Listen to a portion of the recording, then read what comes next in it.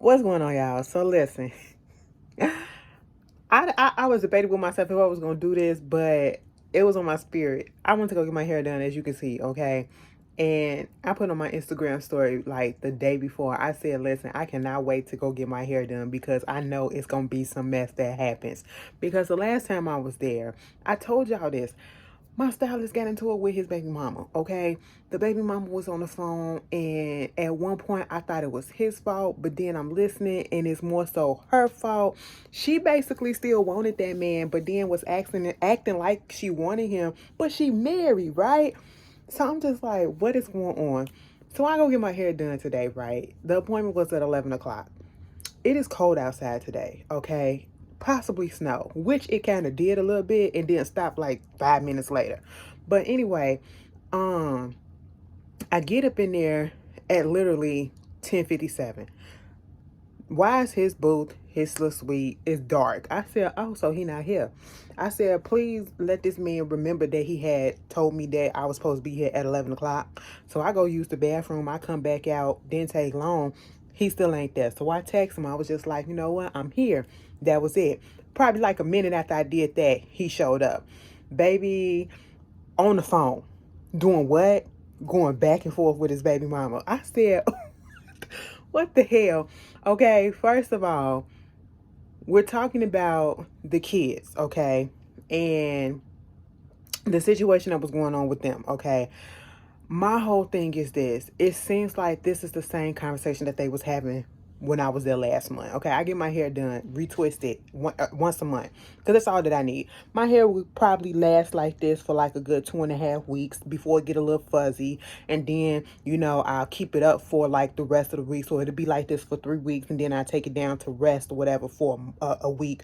Put a little washing into it or whatever, and just let it breathe before I retwist it. Because you supposed to let your hair breathe, let your follicles, let your roots breathe, so that your stuff won't thin out. For those that get locks and a style with it. My stylist told me that, and it is really, really good because it helped my hair grow too.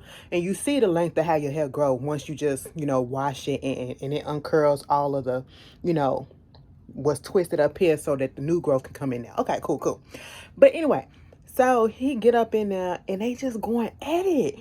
I'm like, do y'all understand that I'm sitting here like I am the only, it was so awkward because I was the only one up in there, okay? And it's quiet. And y'all know I'm quiet, all right? I'm not that type of person that come up in there, come up in any type of situation and just start talking my business or whatever.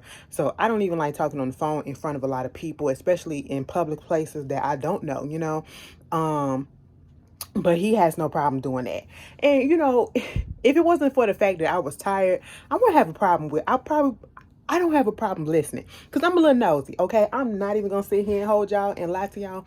I'm nosy. I like to listen to the gossip or whatever, but I ain't going to say nothing, but I'm going to listen to it. And basically the kids was in trouble, okay?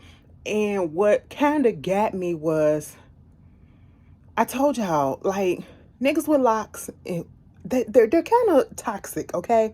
And I realize and I see he is, okay, a little bit. And it's that masculine toxic, what is it? Toxic masculinity that's going on in that too. With the way that he raised his kids and all that stuff, and how he literally said, because I guess one of his kids was like crying over a game that he couldn't get or whatever, which he already knew that he couldn't get because, he wasn't doing good in school and all that stuff. So he was acting out, he was like, I don't want no spoiled kids. You ain't gonna be spoiled and all that stuff. And I ain't finna be raising no pussy fag boys or whatever. I said, hold up. That's when I was just like, and I think he kind of felt my head jerk because once he said that shit, I said, wait a minute. Oh, wow. Okay. He had an issue with him crying and stuff. I said, now, I don't want to jump the gun because maybe it's because he was throwing a fit, all right, because he couldn't get something and he tried to play the mama against the daddy. I'm going to let that go, okay? Because I agree with you on that. Don't try to do no stuff like that, but kids, that's what kids would do. Kids try to play parents against each other. And since I'm staying up in the house with you most of the time, I'ma play it against you. And even though daddy over here didn't say that I couldn't get it because he already know what's going on, but I'ma still take it to mama and try to coerce her. So that's what was going on from what I gathered from the conversation. But when he said that shit about them, he ain't raising no pussyfied kids or pussyfied sons and stuff, I said, hold up. He was talking about how he was just being strict, a little strict because that's how he was raised and all this stuff. And, you got to put your foot down with your kids so that they can grow up to be bigger, better people and all this stuff. Mind you, I'm older than him. So I'm sitting in the car. I'm just sitting there like, who told you all of this? Okay. I said, but you doing the best you can, but I'm gonna need you to take that out.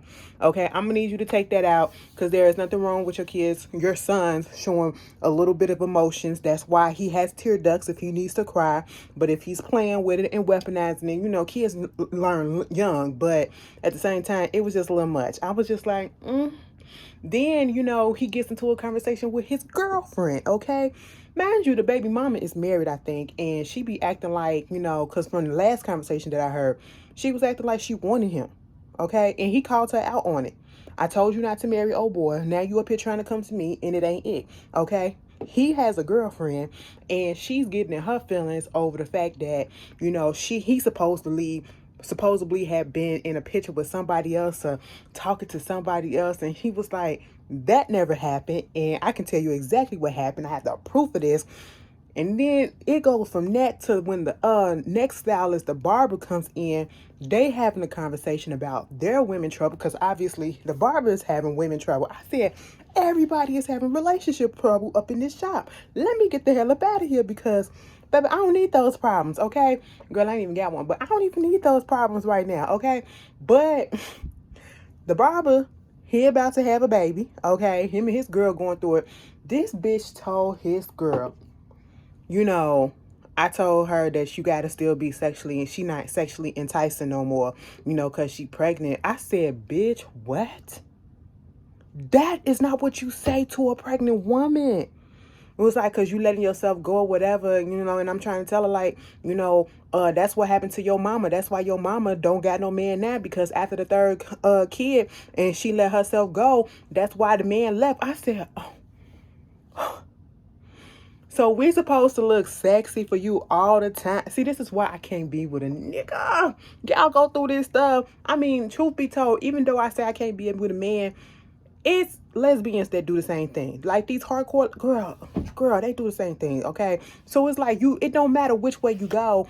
It's gonna be some nigga shit that goes on, and that nigga thinking that goes on. And I'm just sitting here like, I would never tell my wife, my girlfriend, or a family member that they need to dress this way, dress that way when they're pregnant. It's all about comfortability. You don't care. You just want her to still be sexually enticing to you all this time, 24/7. She is uncomfortable. I said, wow. Let me hurry up and get up out this shop, okay? Baby, I got underneath that dry and I went to sleep because ain't nobody got time for this, okay? That is the drama that happens when I go. It was a good time, though. It was really a good time. And I got out of there at a good, reasonable time, too, okay? And then as soon as I come outside, it started snowing for like 2, 3, 5 minutes, and then it stopped. I said, where's fall? Because this is winter weather right now. This is winter weather right now. But anyway, I just wanted to come up here and tell y'all that little quick story. A mess, okay? A mess. Oh, yeah. Make sure y'all listen to Silk Sonic, okay? An Evening with Silk Sonic. The album finally came out. And my favorite song is About Last Night. That is the jam, okay? But the whole album, it goes for me. And shout out for them to having Bootsy Collins on there, too. It's just it's a vibe. It's a vibe. But yeah, you guys tell me how y'all feel. The only thing that I hate about it is that it's only 31 minutes. We've been waiting this whole time for a 31-minute album, but it was cute. It was cute. I liked it. But y'all tell me how y'all feel. And I'll see y'all later. Peace.